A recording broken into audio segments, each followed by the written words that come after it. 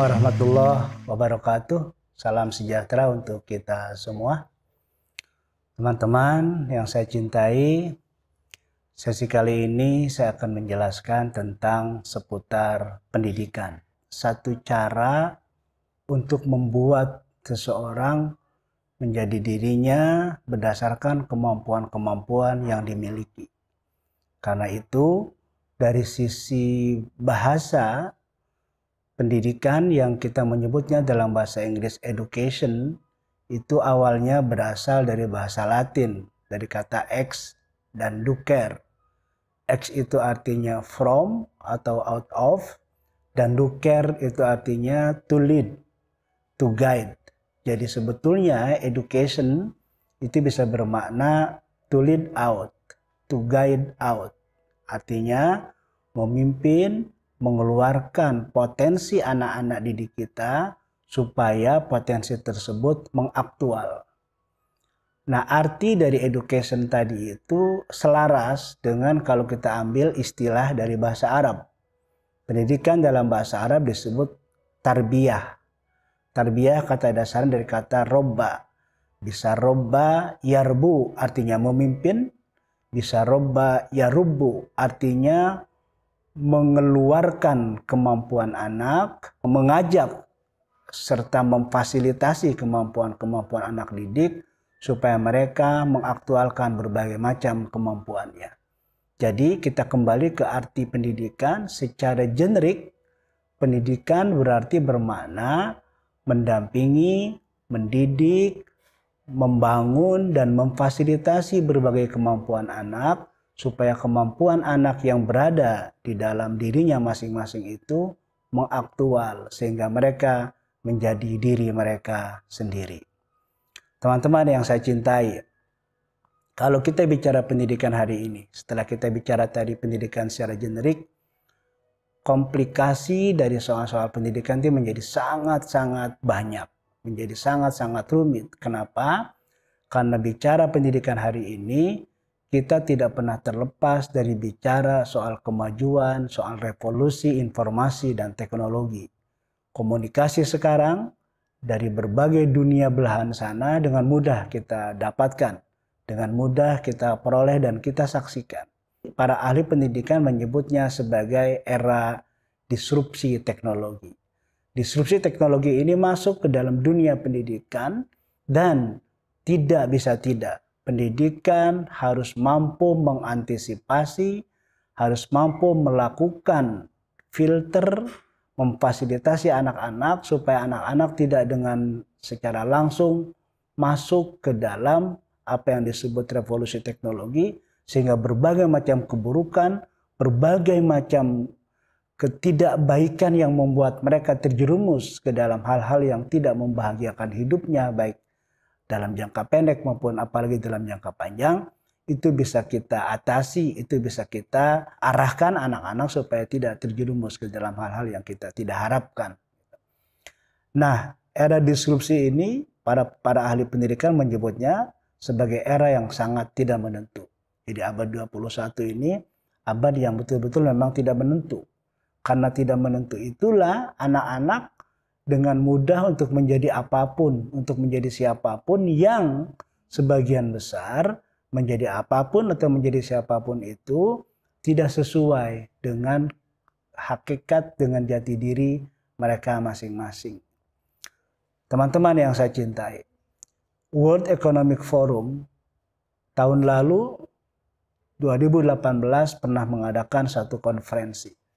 Mereka mengidentifikasi bahwa di tahun 2022, itu artinya tinggal sekitar 2 tahun lagi, itu akan ada 133 juta pekerjaan baru muncul, dan sebaliknya 75 juta pekerjaan lama akan hilang. Ini apa artinya? Buat anak-anak yang memiliki kreativitas, yang memiliki inisiatif yang tinggi, abad 21 ini menjadi tantangan menarik. Karena apa? Karena akan ada banyak pekerjaan yang muncul. Tapi tentu membutuhkan dari pekerjaan-pekerjaan baru yang muncul tersebut, kreativitas dan inisiatif yang tinggi. Sebaliknya, 75 pekerjaan lama akan hilang, yang pekerjaan itu nanti akan digantikan oleh robot.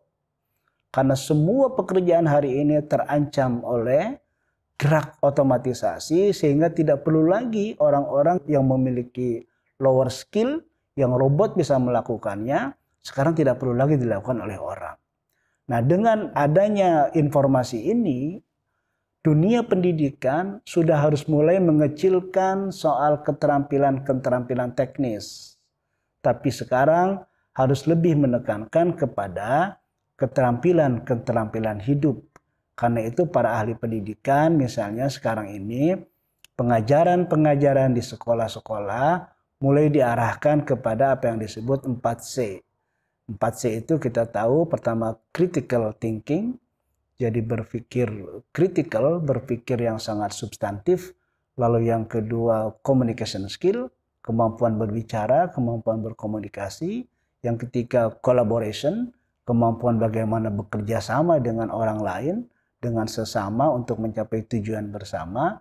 Dan yang terakhir creativity, kreativitas. Dengan 4 itu para ahli pendidikan melakukan satu analisa bahwa anak-anak yang hidup sekarang itu dengan 4 kemampuan tadi itu bisa hidup dengan baik, bisa hidup dengan nyaman menghadapi abad 21 ini.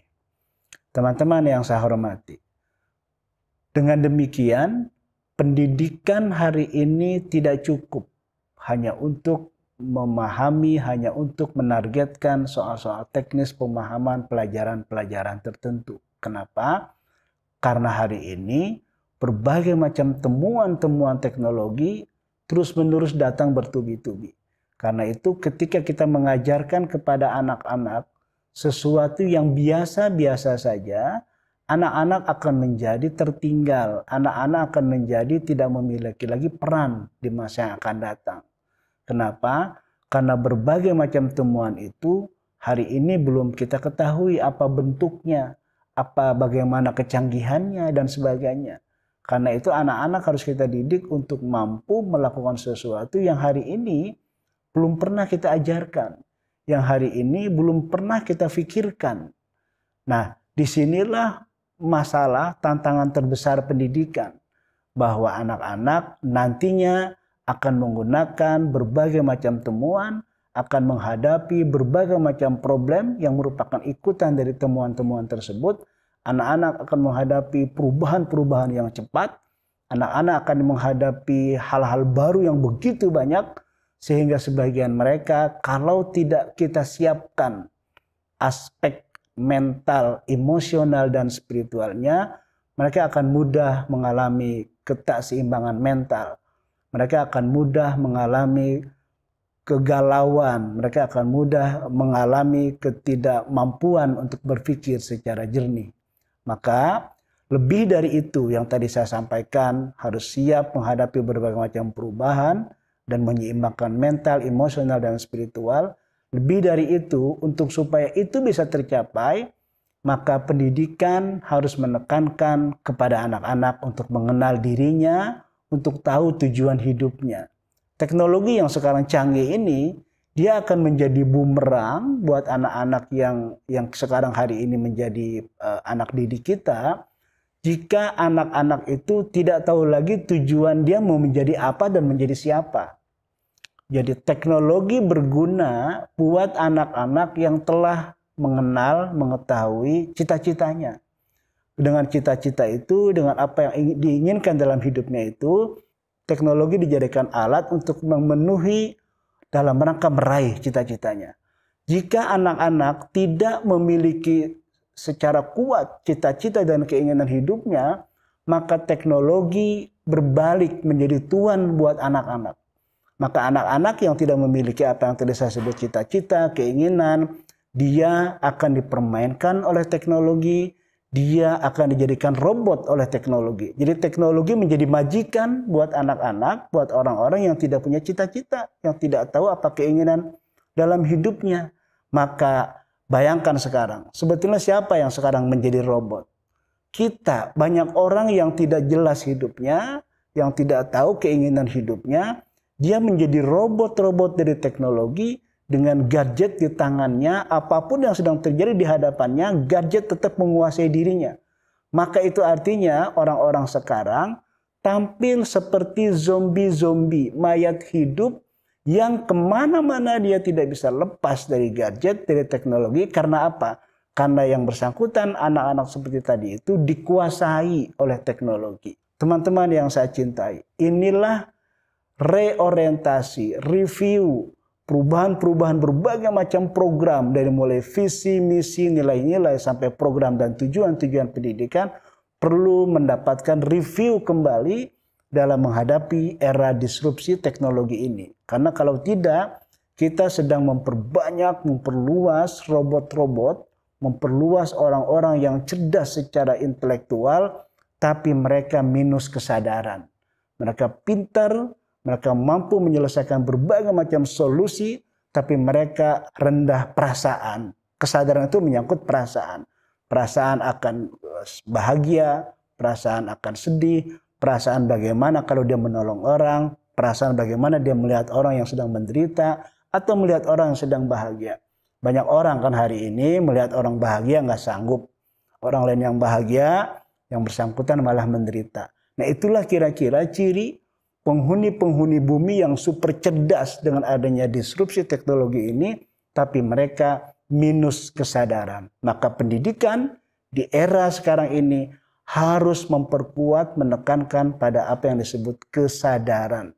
Kesadaran sebagai manusia secara individu, kesadaran sebagai manusia secara makhluk sosial, dan kesadaran sebagai manusia sebagai makhluk spiritual. Saya kira untuk sesi soal pendidikan yang pertama ini kita akhiri sampai di sini. Semoga ini bermanfaat untuk kita semua. Terima kasih. Assalamualaikum warahmatullahi wabarakatuh.